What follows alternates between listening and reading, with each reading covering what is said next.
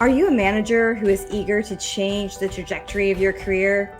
I have spent the last 23 years as a Fortune 50 leader learning from other industry leaders how to break free from limiting beliefs and habits. On the Might in Motion podcast, we focus on the 4 M's: motivation, momentum, mindfulness, and might.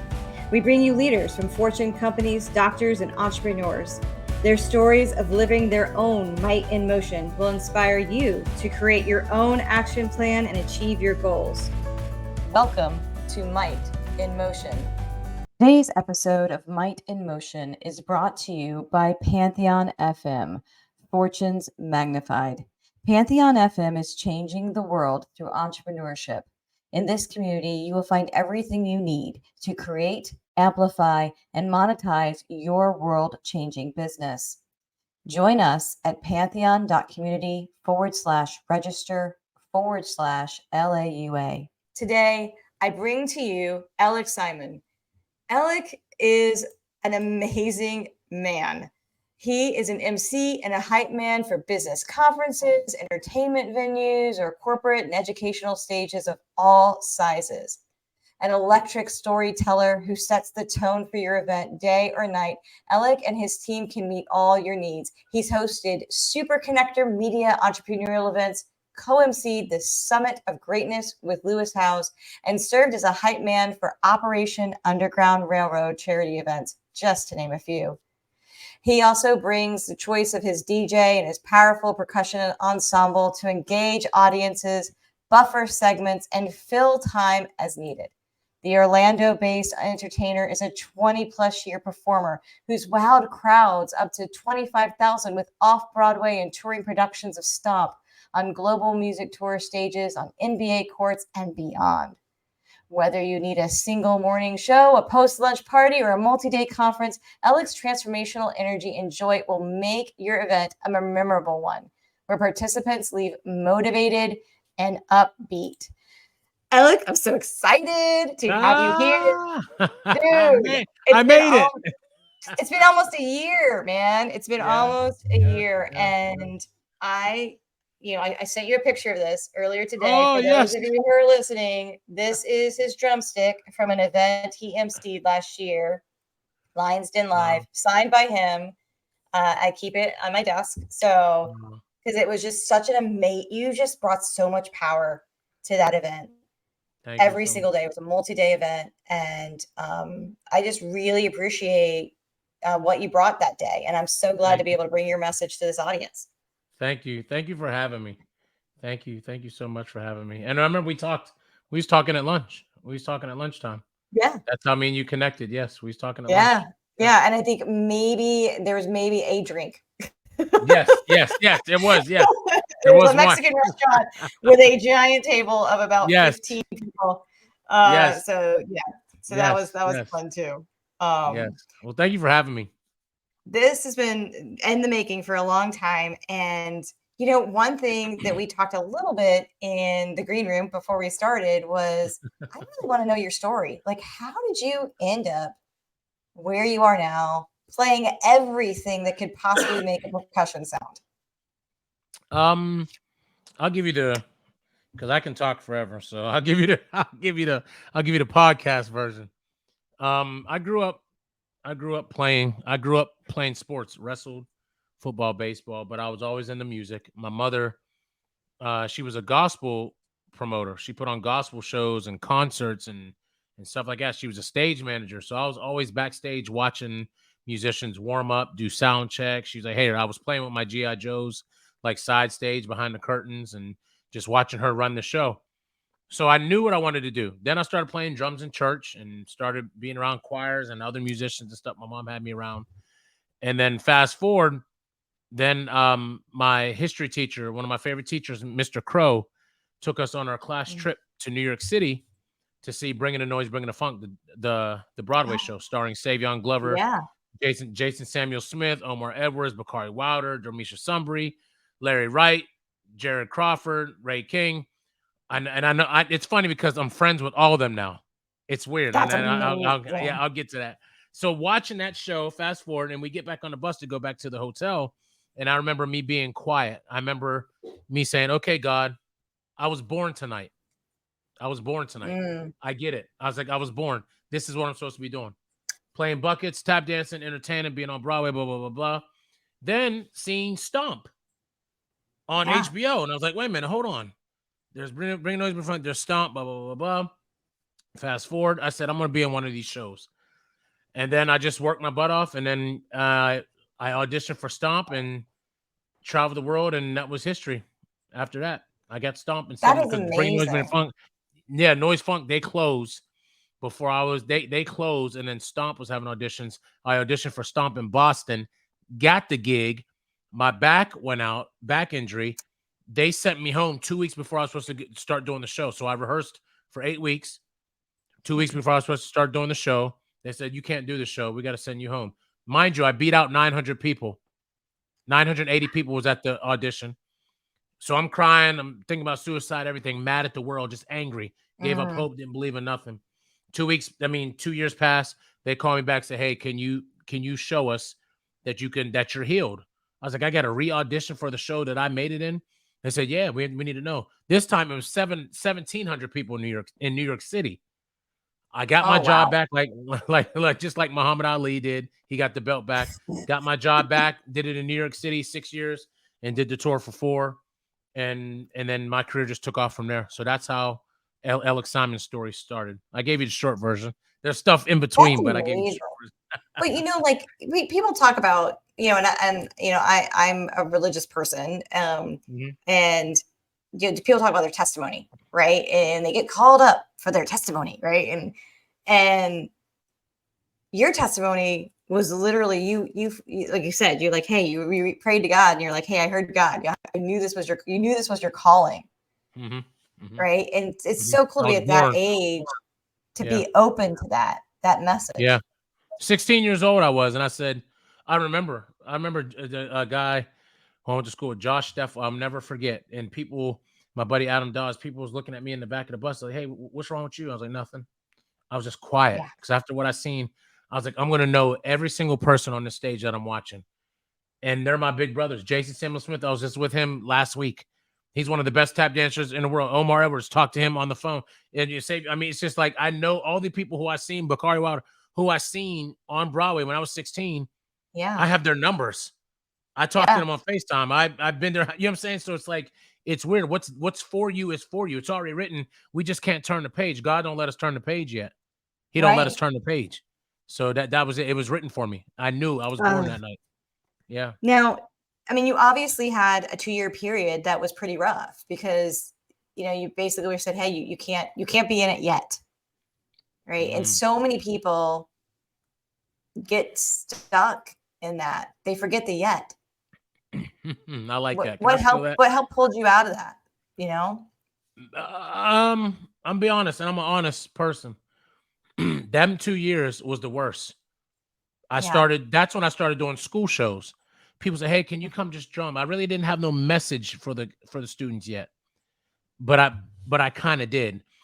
But I'm gonna rewind back. My best friend committed suicide when we were 16, but I never talked about his death at all until like years later. Even when I stopped doing Stomp after the 10 years I did it, I brought it up and started doing it. So I started doing school assemblies them 2 years, like just drumming, just getting crowd participation. It's like, man, I was like, I have something here. Just talking about Yep. motivation. I was like, I have something here. I was like, I have something here. Then I get that call from Fiona Wilkes, who's one of the original cast. I get that call. She said, hey, Alec, we're having auditions again. And mind you, my spirit just, I said, oh, I said, God, okay, that's what you was doing. You had me wait for 2 years. I'm still mad at you, but I love you. I'll get back to you in a minute. I told God this. I said, Yeah. God, I said, I'm mad at you, and I'm allowed to be mad at you because you're bigger than that. You're bigger than that's nothing. It's like a gnat. Us being mad at God is like a gnat at a barbecue. Yeah. Like, get out of here. He ain't worried about that. Like, get out. You just move me away. Alec, I don't care Yeah. about you being mad. Boy, I had to sit down somewhere. I had to show you something. So I wasn't Yeah. ready yet. The yet. That's what I said. The yet. I'm going to steal that. So them 2 years, I was lost. I thought about suicide. I remember sitting in a S10 truck. It was raining. It was just everything. People was getting on my nerves. And Stomp was coming to Ohio. That's where I'm from, Ohio. Canton, Ohio. Akron, Ohio, actually. Stomp was coming to Ohio. All my friends I made, and we're all brothers and sisters now. We've known each other 20 plus years now. You know what I'm saying? We're all family now. It's funny. Yeah. I remember Stomp was coming to Ohio, and people's like, "Yo, man, this show Stomp's coming." I was like, "Yeah, I auditioned. I made it in." Man, he didn't make it in. You had to. That's what was getting me mad, because nobody believed Mm-hmm. me. I was like, "Y'all see Mm-hmm. me audition? I made it. I just got cut." This dude talking about he made it. Blah blah blah. And your friends. So I go see the show, angry. I'm in the audience. I was like, "Hey, his name's Chris. His name's Wacky. That's Shola." People's like, "This dude think he knows them. He's just reading them up." I'm like, "I know them." After the show, Chris and them come back, get me, say, "Ella, come on back." I go back. They're like, "Wait a minute, maybe he does know them." I was like, "I told you I do know Mm-hmm. that. I made it in the show with them. I lived with them." Hugging them. It's like, "Yeah, man, we miss you." Blah blah. It was the hardest thing was seeing them on stage. The hardest thing was seeing them on stage, the people who I made it in with, and me sitting in the audience and the usher telling me to sit down. Like, "Here, your tickets right here." That's why I don't like to go to shows now. I don't. You never hear me going to concerts. I can't go to concerts. I hate them.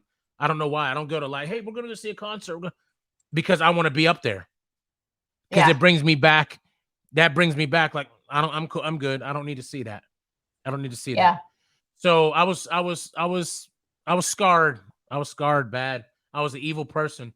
I was mad. I was putting on a front. I was laughing, like smiling, like, "Hey, yeah." Every number they did, I was like, "I know this. I know this part. I know this part." So it took me a while to get past that. But like I said, that's a whole nother day. When you got time, we can sit down and talk, because there's more. There's more to that. But I just gave you the short version. No, I mean, but all that like compounds, right? Like, Oh and yeah. I'm going to tie it back to a little bit of, most of my listeners are in that are in leadership roles, or just maybe they just moved from a individual contributor into a manager role, etc. But they get faced with that too, right? Hey, I went for that promotion and I didn't get that promotion, but this person did, and now I got to report to that person. I got to suck Oh it up, and I got to, you know what I mean? Like, I got to suck it up. I got to suck it yeah. up, Yeah. and I still Yeah. got to Yeah. perform. I still got to go and Yeah. do the best I can for not only myself, but for that person. And making that pivot is really hard. It's really hard. Yeah. Yeah. Yeah. And you lived it Yeah. for two And you. years. Oh, it was tough. And just, and even with the manager role, I'm gonna go to your audience right now. Anybody who listens, just watches this, and they say, "Man, you might be qualified more, but this other person gets the job." I'm here to tell y'all now, and I'm not sugarcoating nothing at all. It's called relationship. Yeah. You might be the best for the job, but if that boss that's giving the promotion says, "I trust this person more," I don't know why. This person might be low qualified than you, but I believe that they'll run through the fire for this company. They'll run through the fire for me, Yeah. where the other person's more qualified on paper, but you ain't ready for this though yet, because you're qualified on paper. I'm telling y'all, you have to, even in your workplace, build relationships. I have to trust you to move you up. I got to Yes. trust you to get in my car and to give you, "Hey, can you give me a ride down the street?" I got to know who you are. I got to trust you a little bit. Yeah. I have to trust you. So managers and people out there, and I know we have different worlds, but it's the same spirit. It's just a different movement. Build relationships. Build. You have to build. You Every have to build every relationships. day. Yep. Every day. And I And your built relationships in that attitude. 2 years. Yep. Yeah. Yep. And Yep. that Yeah. attitude makes a big difference too. If when they had called you and you were like, no, no, Yeah. mm-mm. Nope. No, I'm Nope. done with you. You sent No. me home. You sent me Yep. packing when I hurt my back. It took Yep. you 2 years to call Yep. me. No, no, no. People are look Yep. at that. If your reaction is a positive one, it's it's so telling, and that Hmm. makes an impact for future opportunities. Yep. Because what Yep. that day led you to all these other opportunities you'd had. Yep. I dropped everything when they said auditions or this. I dropped everything. I said, Yeah, "I'm getting it back." And I remember yeah, standing in line in New York City, Maria. It's just 1,700 people. People's throwing this. I remember I was quiet, and the old stompers and the creators of the show, they're walking up. "Hey, I look good to see." They're hugging me, like rub my back. yeah, "Hey, it's so good to see you. So good to have you back." Other people are looking at me like, "How does he know them? How do they know him yeah, already?" And I was still quiet, my coffee. Went in there and act like I never did it, and just yeah. nailed everything. Heard my name called again. I was like, "Wow, I made it back in." That was it. Nice. That's Yes. That's awesome. I mean, Yes. it sounds like you've had a lot of profound experiences that really have set you up for where you are now to share your message and help level up other people with your performance and crowds and all of Yeah. these things that you had in your message to students, right? Hmm. Yeah. I just use my history as fuel. I use my history, what I Yeah. went through, Yeah. as motivation. I just tell the truth, and I just and I come at it in a fun way. I with the students, I say, who said, and I tell them this. I said, if your mom and them tell you to drink, if your mom and dad learned behavior, if your mom and dad tell you to drink smart water when you was born, and they say only drink this, and you wake and you get older, like, nope, my mom told me to drink smart water, but then this Fiji water walks towards you, and you're like, no, I'm not doing that, and then you take a drink of it, and you're like, wait a minute, this is just as, wait a minute, I like Fiji too. I need to start drinking Fiji water. And then your mom and your parents and your everybody's like, nope, you're turning your back on me. I told you, mom, this Fiji water is alkaline. It's good for me. It's actually great. Why can't I do this too? Learned behavior. Who said you have Mm, to drink though? Like, who says that? That's where people fail, because their parents and everybody says, listen, here's what you got to do. That's why kids don't listen to parents nowadays. That's why they have other people come in and talk to them. Why would I listen to somebody who's overweight, not in shape, and say, hey, you need to get your life together? Look at you. Why would I yeah. listen to you? I want to listen to somebody who's strong, who got money, who has a good career, who's groomed, who's taking care of herself, who's positive, who's a dog, who's a savage. I want to listen to them. So Yep. parents out there, you can't have Uncle Jojo with his stomach hanging over his belt and trying to talk to little Frankie, because little Frankie's smart mouthing you back, and Uncle Jojo comes in smelling like booze, smelling like cigarettes, and he looks crazy. They're not gonna listen to him. Right. You gotta have a beast. You gotta have a savage. Somebody say, "Listen, young man, you need to get yourself together." Oh, what do you do? I got my own company. I make X amount of dollars this month. I'm in shape. I'll go to the gym. I do jujitsu twice. I do jujitsu twice a week. I do this. Yeah, that's my motorcycle. I got this. Blah blah blah. It's not about material thing, but they see that stuff. Where'd you come from? I came from nothing. We was Yeah. poor. And when the kids see that, hey, I want to listen to this guy. Mom, can you hook me up with him again? I want to talk to him. I want to talk to Brother Right. Elec. Can you bring Brother Elec in to talk to me? Because he's motivating. He's actually living what he's saying. You understand what I'm saying? So Yeah. my And you're mom doing it put in a people like positive that way. in a positive way. And my mom put Hmm. people around me like that. My Uncle Nuck was one. My Uncle Nuck he lived across the street. My Uncle Nuck always had a gold chain on. The darker Levi jeans, white ball Hmm. cap, white, just strong. He shook your hand. You felt like your knuckles were breaking. Uncle Nuck. That's his name. That's Uncle Nuck. He jacked me up one time. I came home late. I'll never forget this. My mom called him. He came over. He jacked me up in the kitchen so much and said, "Oh, you big and bad, huh? Your mom told me you came in. Was Hmm. just out late. Jacked me up. I'll never forget that. God rest his soul. Rest in peace, Uncle Nuck. I'll never forget that. He said, don't you ever in your life come in here late and talk to your mom crazy again." At that, I was 14, and he jacked me up man. He's like, listen, still to this day, if he was alive, he would do the same thing. So Yeah. parents, adults out there in the world, management world, whatever career you have, if you have children, I know I'm getting off script, but I don't No, care.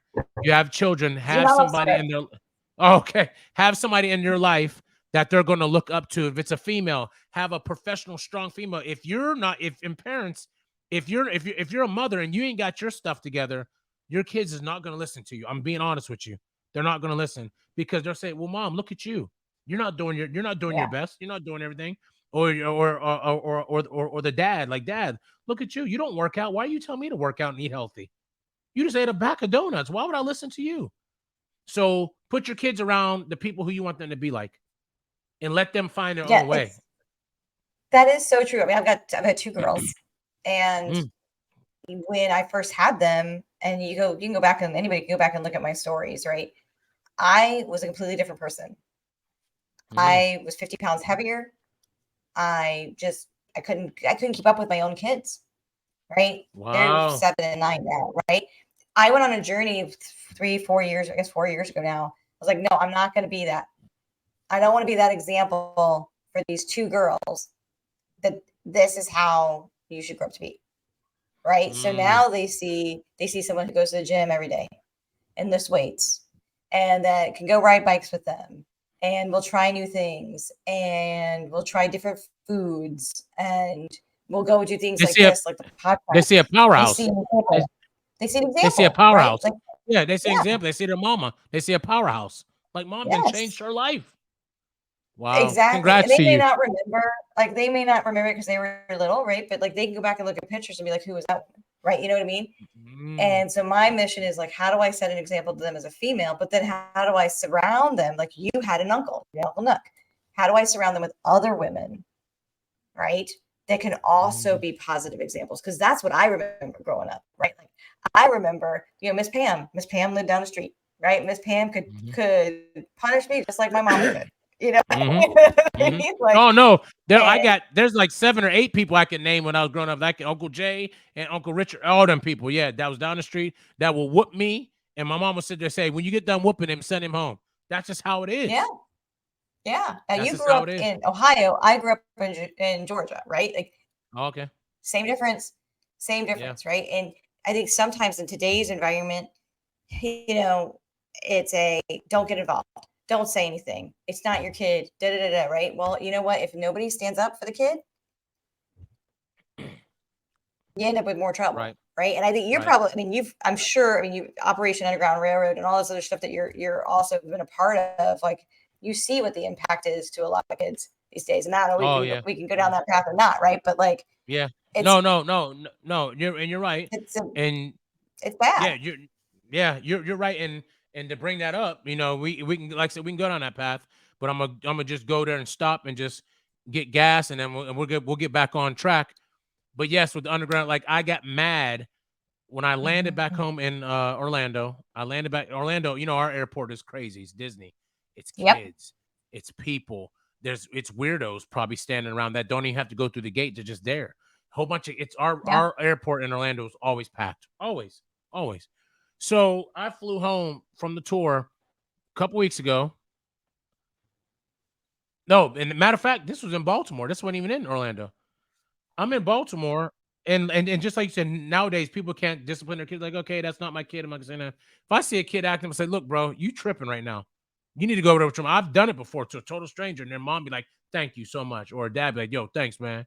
Like, hey, man, you talking back crazy.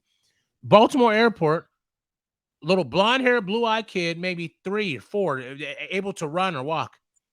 I'm at Jamba Juice in Baltimore Airport, standing waiting to get my smoothie. I see this little boy just run past me. Nobody's around him. I'm like, and then a guy behind me is like, man, I was like, whose kid? I was like, whoa. I was like, whose kid is it? She's like, he's mine. His mom was probably 40 yards, 30 yards on a football field. Think how far that is. That's hard. She's like, he's mine. He just runs off all the time. I was like, you need to get your child, ma'am.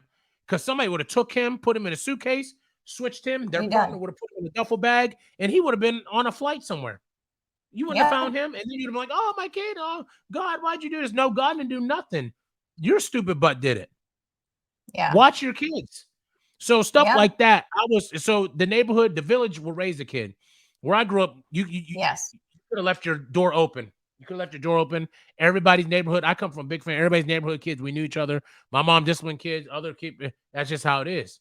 So parents who's watching this, make sure you know who's around your kids and watch them. Don't assume that they're fine because they're in Walmart and they're 10 feet in front of you. Somebody can snatch them. When you turn, they're already gone. Gone. So that's a whole nother day. That's a whole nother day too. So we'll talk. That's a whole nother day. That gets my blood boiling. I can't even. Well, I didn't mean to do that. No, I don't know. It's a good passion. It really is. It's a good passion to have. All right, so let's kind of bring back to leadership. You spent your childhood backstage watching your mom manage all these musicians, right? You now have your own team that you're managing, right? What has you kind of has really stuck with you from either what you saw growing up or what you're experiencing now that has really helped develop you as a leader? Um, my mom, when she coordinates weddings, she's very OCD when it comes to stage. Any event, she'll run it 5 million times. It got to be right. It got to be right. And I'm like that too. I'm OCD in that way. Has to be right. And I know I get on my guys' nerves because I'm like, no, run it again, run it again. Yeah. That's what taught me to be a great leader. Is the OCDness, is making sure every single thing is in line, how my vision, how I see it, because nobody can see it but you. Mhm. Always remember, Yeah. everything, everything started out as an idea. This microphone was an idea, and I'm sure people say, "Oh, that's a dumb idea. Like, who would invent a thing called a microphone?" So, if you have an invention, you have something in your mind, an idea, stay with it. Don't let nobody down it, and quit telling your ideas to low life people. Quit telling them, quit sharing your ideas and your dreams with people who don't have the same vision. They're not going to see your vision. Be quiet. I think God Yeah. been telling me to move in silence more.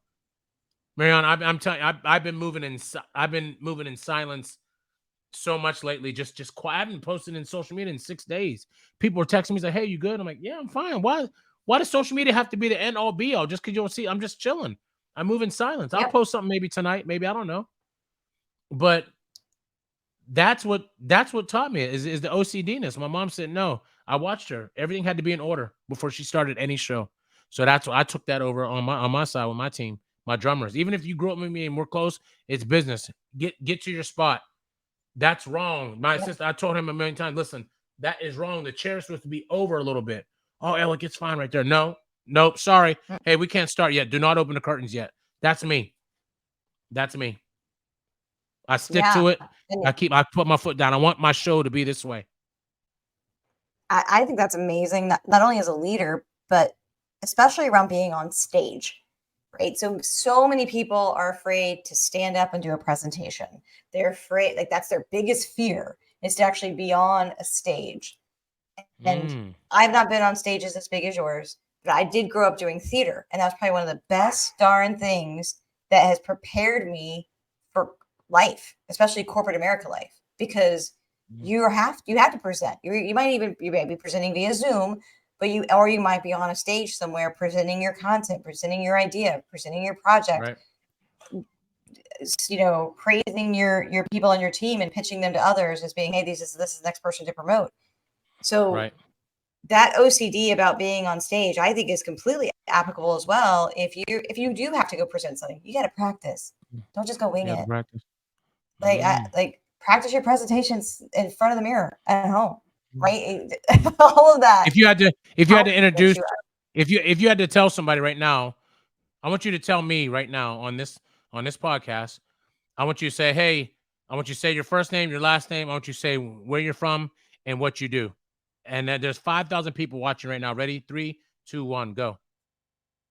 I'm Mariana Kinney. I am the owner of Might in Motion. I have a podcast where I help others learn how to lead.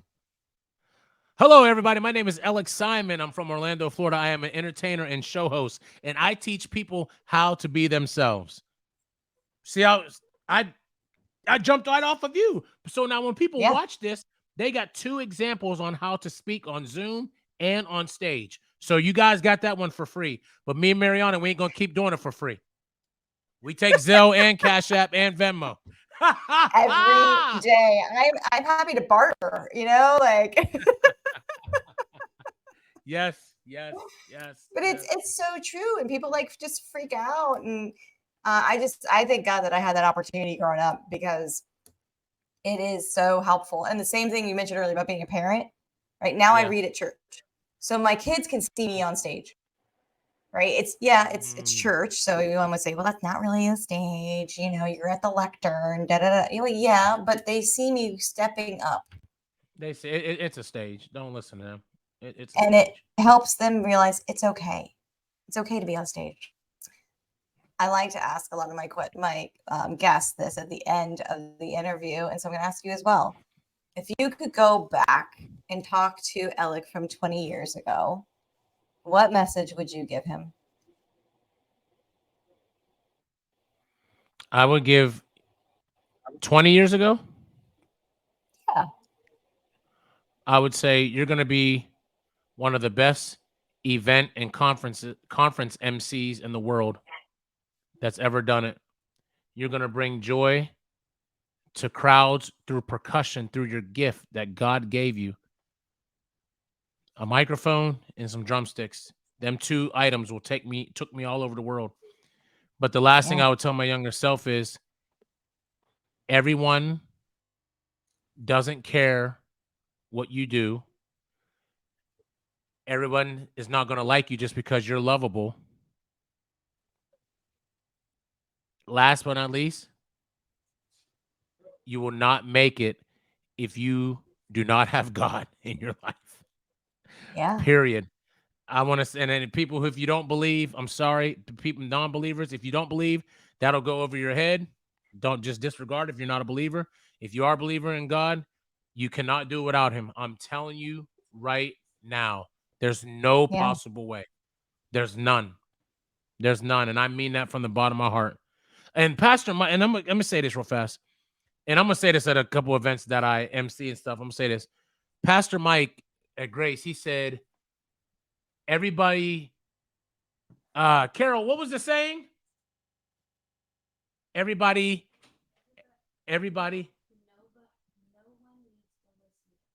No one needs to listen to everyone, but everyone needs to listen to someone. Woo! No one needs to listen to everyone, but everyone needs to listen to someone. Pastor Mike Atkins at Grace Orlando, he is a beast. He's a beast. He's a monster. Oh, He's a monster. I love all our right, I'll church, make sure I Grace. got It's this one just, right because that one was good. yes, No one needs to powerful. listen to everyone. Everyone needs to But listen to someone. everyone needs to listen to someone. I love that. Pastor Mike. Pastor Mike, Grace Orlando. He's one of the best. Oh, I love it. And that message to yourself from 20 years ago, powerful message. As someone who has been in the audience, got my drumstick still, gonna pull it back out, gonna pull out my props. But as someone has been in an audience that you have emceed, hyped up, kept it moving for 2.5 days, I think that event was. Yeah. I am just telling everybody who's listening, if you are looking for someone to fill that role for one of your events, Elec is the guy. He's the guy. I Thank you have so much. not, and I've been to a million corporate events and I've been to a million conferences, and you are by far one of the best. Thank you So so much. It means a lot. what's one of the best? So I've got your contact information here on the right hand side, and what I love is it's very consistent. It's like Yes. AlecSimon.com, Elec on That's Facebook, right. LinkedIn, etc. What's the best way if somebody really wants to reach you to learn more, maybe book you for an event? Is it just to go to your website or is it to DM you? um to book me more now is mainly text message. That's the best. Or the email. That's the best thing.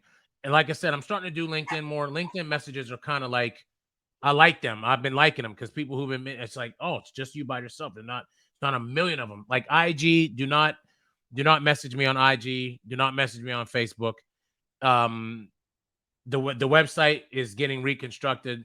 Actually, right now, my engineer, my producer, Mr. Dallas Baldwin, he's finishing it up right now. The pictures, he's redoing it. It's gonna be amazing. But people watching right now on the podcast and everything, if you want to get in touch with me, LinkedIn message or text the business cell 330-962-6207 or booking at elecsimon.com. I love it. I love it. And I wish you all the best. I Thank you. adore your message. I got copious notes here, like you talked about. The behaviors are learned.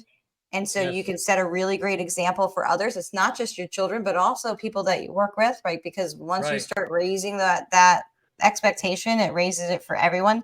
Stick Right. with your ideas and your vision. Don't be afraid of sticking with it because it may take you 2 years to get what you really want, right? Right. But you Yes. got to Yes. stay consistent because Yes. God has a plan. God has a plan. Period. You got to stay consistent because God has a plan. You can't make it without Him. I'm gonna say it one more time. Even the listeners who are non-believers, and I don't. I may. This is gonna go over your head. There's a lot of great people who are non-believers. Listen, I'm telling you now, as a witness, you cannot make it without God at all. Period. Period. And I'll end with that. I love it. I thank you Thank so you. much for your Thank you time guys for having today. me. This has been awesome. Thank you Thank guys you for so having much. me. Peace.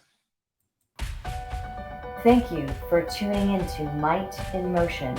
If you learned something about motivation, momentum, mindfulness, or might, please like, comment, and share. Thank you.